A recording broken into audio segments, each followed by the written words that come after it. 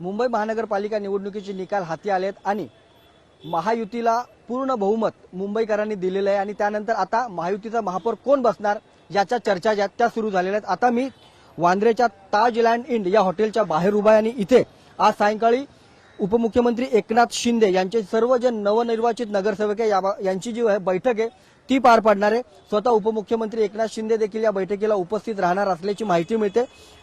महायुतीला पूर्ण बहुमत मिळाले आहे आणि पूर्ण बहुमत मिळाल्यानंतर महायुतीचा महापौर कोण बसणार याबाबतच्या चर्चा रंगत असतानाच उपमुख्यमंत्री एकनाथ शिंदे यांच्या पक्षाकडून अडीच वर्ष जे आहे ते महापौर पद दिलं गेलं पाहिजे अशा प्रकारची मागणी देखील केली गेली असल्याची माहिती आहे। बाळासाहेब ठाकरे यांच्या जन्मशताब्दी वर्ष हे आहे आणि या जन्मशताब्दी वर्षात शिवसेनेचा महापौर मुंबई महानगरपालिकेवर बसावा अशी इच्छा अनेक नेत्यांनी नवनिर्वाचित नगरसेवकांनी केलेली आहे। त्याच्यामुळे भारतीय जनता पक्ष या मागणीकडे कसं बघतंय हे महत्त्वाचं असणार आहे। यासोबतच स्टँडिंग कमिटीबाबतचा जो हिस्सा असेल त्याबाबत आज देखील या सगळ्या नगरसेवकांसोबत चर्चा केली जाऊ शकते।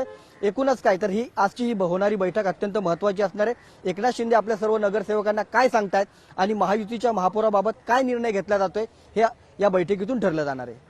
उमेश करंजकर, लोकशाही मराठी, मुंबई।